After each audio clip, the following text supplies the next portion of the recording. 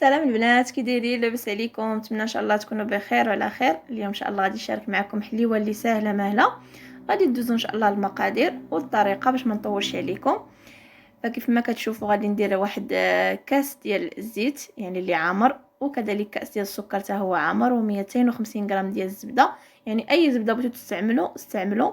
المهم 250 غرام، وجوج بيضات، وكذلك جوج شاصيات ديال الفاني، واحد شاصيه وحيده ديال خميره الحلويات من وزن 8 غرام.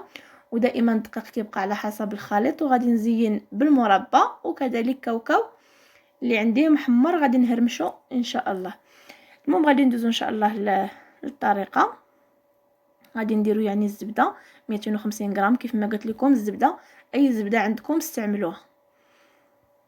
وغادي نضيف ليها كاس ديال السكر، وكذلك جوج شاصيات ديال الفاني، واللي عنده سائل الفاني يستعملوا كذلك. ندير واحد المعلقه صغيره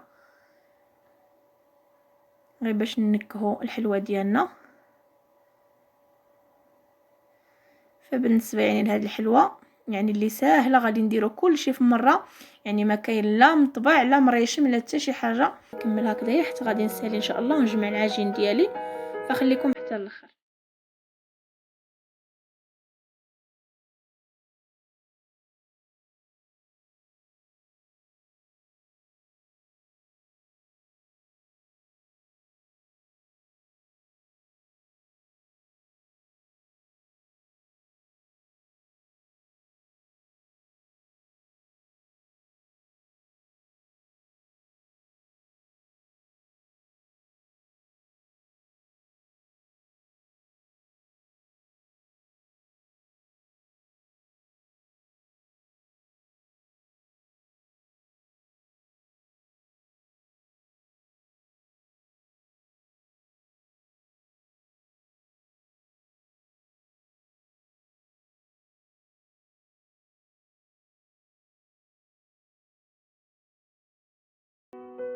وهذا هو القوام ديال العجينه ديالنا، يعني ما كتكونش قاصحه بزاف وما تكونش رطبه عاوتاني بزاف، يعني باش كتعاوننا فاش كنبغيو نسرحوها في اللاطه تجينا ساهله يعني ونشكلوها كيف ما بغينا.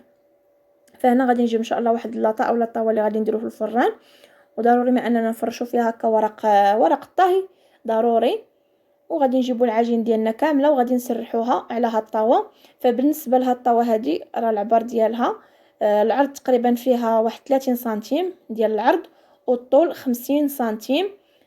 فبزاف ديال السيدات اللي غادي يسولوني يعني قداش الطاوه اللي استعملتي، فالمهم هذا هو العبار ديالها، العرض 30 سنتيم والطول 50 سنتيم، لان العجينه غادي نسرحها عليها كامله يعني من القنت حتى للقنت.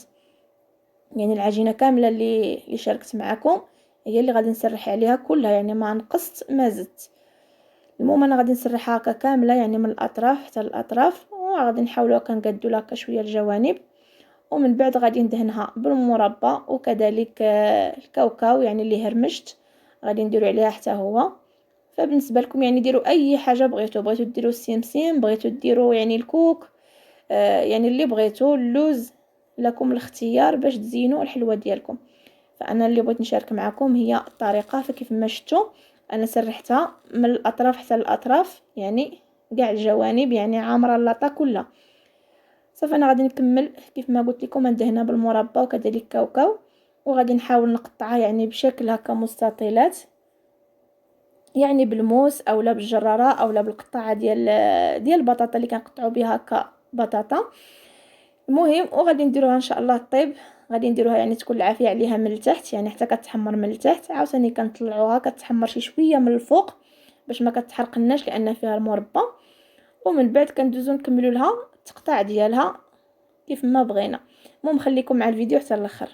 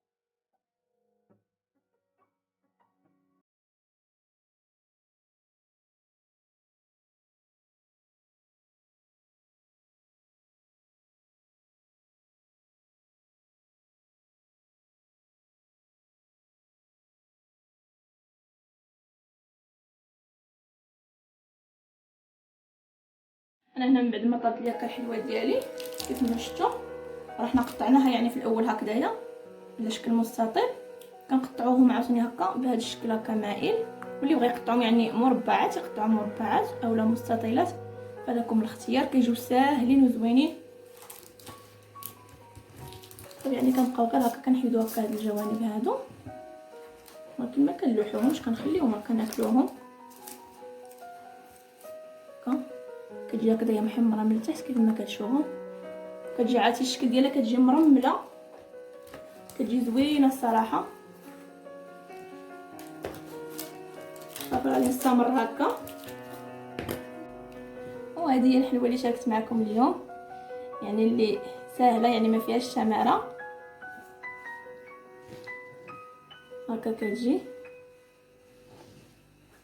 وهذا هو الشكل ديالها، كتجي هكا محمره، كتجي صراحه الله كتجي مرمله. يعني حتى الطريفات هكا اللي كيشيطوا لنا كيبقاو لنا هكذايا، دوك الطريفات اللي كيبقاو لنا كنخليوهم هكا الدراري الا بغاوهم هكا الوليدات كنخليوهم لهم. صراحه كتجي مرمله. انا غادي نقطع لكم غير من هاد الطريفات هادو، وكتجي فيها واحد التعليكه من الفوق ديال المربى،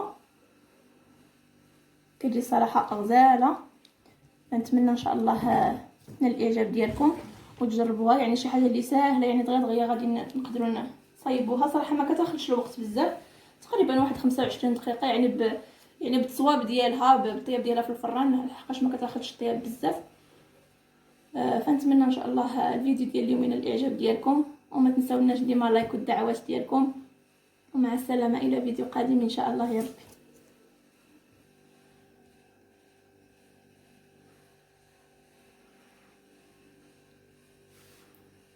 هي كتبان من الفوق بحال شكل النوغا، وهي يعني حليوه اللي عاديه. فداك المربى وداك الكاوكاو، كل ما كان كاوكاو يعني فوق منها كتير كيجي صراحه الله كيجي زوين. كيف ما كتشوفوا انا كنقربها لكم الكاميرا باش كتشوفوا كيفاش كتجي. فنتمنى ان شاء الله الفيديو ديال اليوم ينال اعجابكم، ومع السلامه.